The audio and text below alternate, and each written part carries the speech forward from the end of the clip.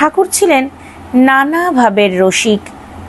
সারদা মা স্মৃতিচারণ করেছেন যে রামেশ্বর দাদা তাকে যখন শুতে যেতে বলতেন ঠাকুর হাসতেন।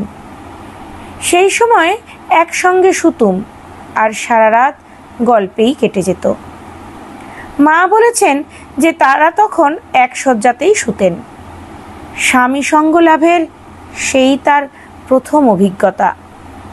স্বামী শারদানন্দ লীলা প্রসঙ্গে জানিয়েছেন সে সময়ের কথা।